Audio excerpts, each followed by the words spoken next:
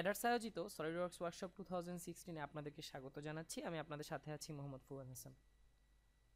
আজকে আমরা যে অবজেক্টটি তৈরি করব সেটি হচ্ছে দেখতে অনেকটা এরকম। এটি আমরা মূলত শীট মেটালের মাধ্যমে তৈরি করব। শীট মেটালের টুলবার ইউজ করার মাধ্যমে আমরা আজকে এই অবজেক্টটি তৈরি করার মাধ্যমে আমরা শিখব এজ ফ্ল্যাঙ্কস কিভাবে করে। তো প্রথমে আমরা সলিডওয়ার্কসের ইন্টারফেসটি ওপেন করি এবং একটি পার্ট ফাইল নিই। এরপরে আমরা দেখি যে আমাদের শীট মেটালের টুলবারটি উপরে রয়েছে কিনা। যদি টুলবারটি না থাকে তাহলে আমরা যে কোনো একটি টুলের উপর রাইট বাটন ক্লিক করে শীট মেটালটি ওপেন করে নেব বা অন করে নেব। এখন আমরা যেটি করব সেটি হচ্ছে আমরা প্রথমে রাইট প্লেনে যাব।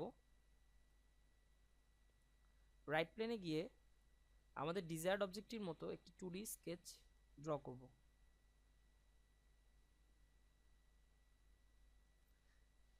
যেহেতু আমরা এখন এজ ফ্ল্যাঙ্ক শিখব সেই জন্য আমরা শুধুমাত্র প্রথমে বেসমেন্টটি আঁকার চেষ্টা করি।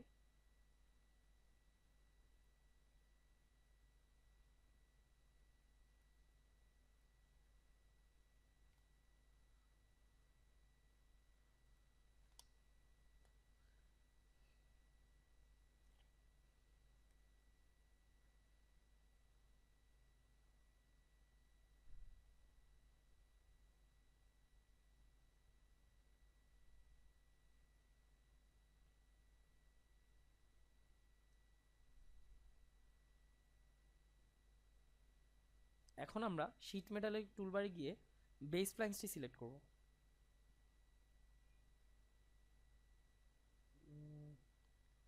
এটি যদি আমরা এই জায়গাটিতে অর্থাৎ ডাইরেকশন 1-এ গিয়ে আমরা যদি আমাদের ডাইমেনশনটি দিই,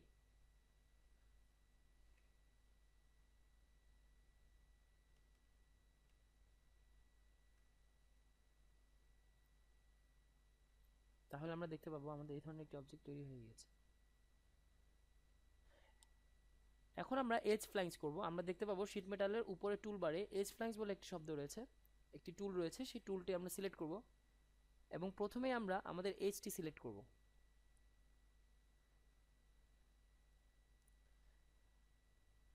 এবং আমরা দেখতে পাবো যে এজটিকে আমরা সিলেক্ট করেছি সে বরাবর উপরের দিকে একটি প্রজেকশন ভিউ দেখাচ্ছে। আমরা যদি আমাদের বাম পাশের এজ ফ্ল্যাঙ্কসের যে ডায়লগ বক্সটি রয়েছে সেটির দিকে খেয়াল করি তাহলে আমরা দেখতে পাবো এডিট ফ্ল্যাঙ্কস প্রোফাইল নামে একটি অপশন রয়েছে। আমরা যদি সেটি সিলেক্ট করি তাহলে আমরা দেখতে পাবো আমাদের আরেকটি বক্স রয়েছে প্রোফাইল স্কেচ নামে। সেটিকে আমরা একপাশে সরিয়ে যদি আমরা আমাদের প্রজেকশন ভিউর দিকে দেখি তাহলে আমরা দেখব যে আমাদের একটি স্কেচ দেখাচ্ছে। আমরা যে কোনো একটি স্কেচের অংশ ধরে আমরা চাইলে মুভ করাতে পারবো এবং চাইলে দুপাশ থেকে আমরা আমাদের পুরো এজ সিলেকশনটি আমরা কন্ট্রোল করতে পারবো। এখন যেহেতু আমরা শেষ মাথা পর্যন্ত যাচ্ছি তাই আমরা শেষ মাথা পর্যন্তই নিব।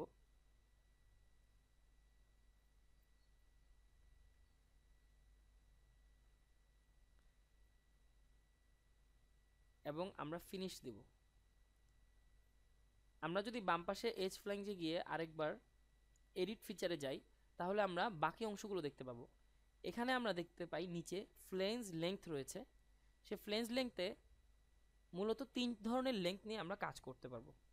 একটি হচ্ছে outer virtual sharp, inner virtual sharp এবং ট্যানজেন্ট বেন্ড। অর্থাৎ এখানে বেসিক্যালি বেন্ডিংয়ের উপরে বেস করে আমরা আমাদের যে ডাইমেনশনটি রয়েছে সেটি সিলেক্ট করব। প্রথমে আমাদের রয়েছে ট্যানজেন্ট বেন্ড। ট্যানজেন্ট বেন্ডের যদি আমরা ডাইমেনশন চেঞ্জ করি তাহলে আমরা দেখতে পাবো আমাদের প্রজেকশন ভিউটি ছোট হয়ে গিয়েছে। এরপরে আমরা ইনার ভার্চুয়াল শার্পে যদি যাই তাহলে মূলত এটি ক্যালকুলেশন করে এই মাথা থেকে এই এজ থেকে উপরের এজ পর্যন্ত, এবং outer virtual sharp actually calculation করে বেন্ডিংয়ের এই এজ থেকে অর্থাৎ এই এজ থেকে একদম উপর পর্যন্ত। পরবর্তীটি রয়েছে ফ্ল্যাঙ্কস পজিশন। ফ্ল্যাঙ্কস পজিশন মূলত 5 রকমের হয়। একটি হচ্ছে ম্যাটেরিয়াল ইনসাইড, আরেকটি হচ্ছে ম্যাটেরিয়াল আউটসাইড, আরেকটি হচ্ছে বেন্ড আউটসাইড, অপরটি হচ্ছে বেন্ড ফ্রম ভার্চুয়াল শার্প এবং এর পরেরটি রয়েছে ট্যানজেন্ট টু বেন্ড।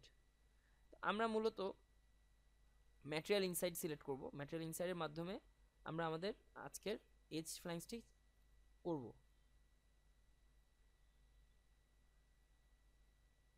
আমরা দেখতে পাচ্ছি আমাদের এক্স ফ্ল্যাঙ্কসের ডাইমেনশনের পরিমাণ একটু ছোট হয়ে গিয়েছে, তাই আমরা আবার বাম পাশে ডায়লগ বক্সে গিয়ে এডিট ফিচারে যাব এবং সেখান থেকে আমাদের প্রয়োজন মতো করে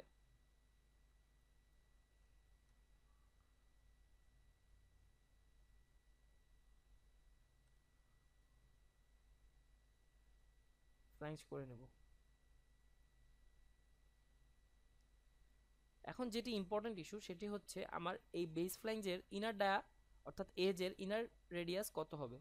সেটির জন্য আমরা দেখব বাম পাশে বেস ফ্ল্যাঙ্গের যে ইউজ ডিফল্ট রেডিয়াস রয়েছে সেটির পাশে একটি টিক চিহ্ন রয়েছে। আমরা যদি টিক চিহ্নটি মুছে দেই তাহলে আমি আমার অ্যাঙ্গেলটি দিতে পারবো, অর্থাৎ আমার রেডিয়াসটি দিতে পারবো।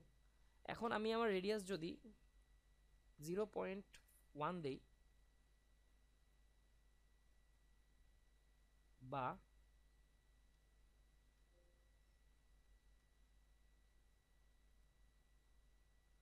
তাহলে আমরা দেখতে পাচ্ছি আমাদের এজ 0.5 রেডিয়াসের একটি বেন্ডিংয়ের সৃষ্টি হয়েছে। এখন আমরা অপর পাশে একইভাবে এজ ফ্ল্যাঙ্কস করব।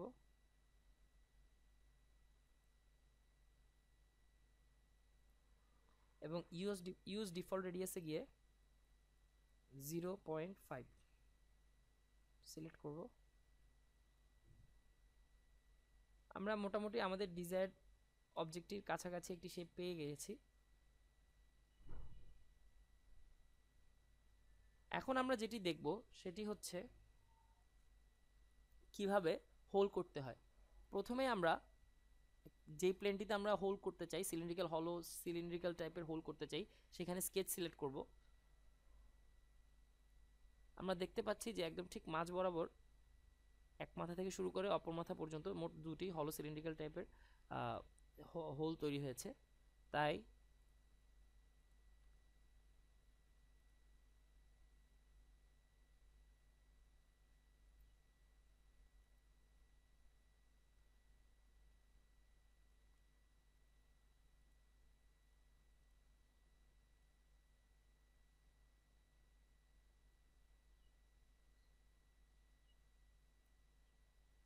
আমরা এখন শীট মেটালে গিয়ে এক্সট্রুড কাট সিলেক্ট করব।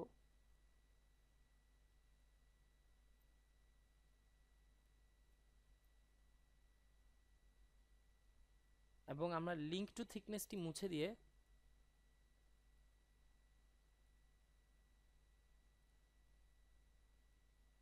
এভাবে আমরা কাট এক্সট্রুড করব।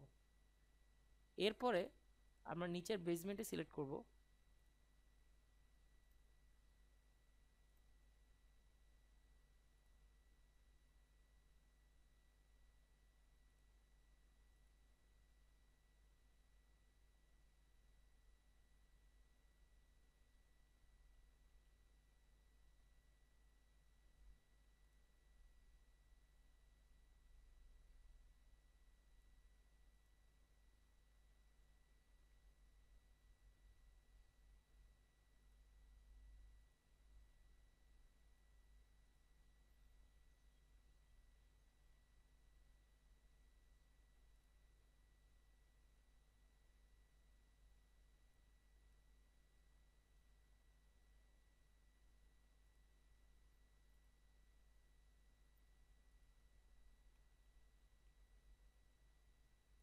এবং পুনরায় আগের মতো এক্সট্রুড কাট সিলেক্ট করব।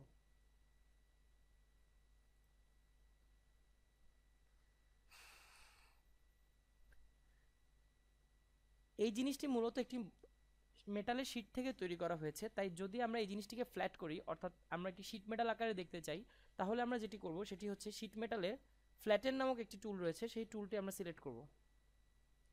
এবং এই টুলটি সিলেক্ট করলে আমরা দেখতে পাবো আমাদের এই পুরো অবজেক্টকে একটি ফ্ল্যাট আকারে দেখানো হচ্ছে।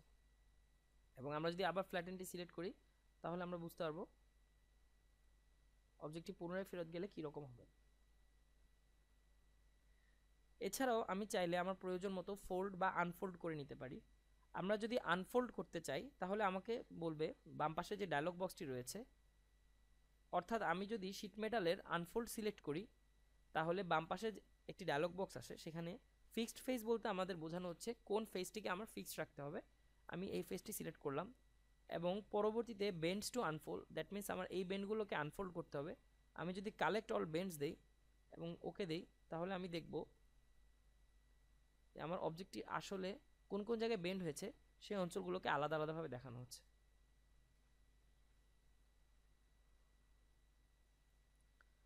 আজকের মতো এই পর্যন্তই। সকলকে আমন্ত্রণ জানাচ্ছি আমাদের পরবর্তী ভিডিও টিউটোরিয়ালটি দেখার জন্য। ধন্যবাদ সকলকে।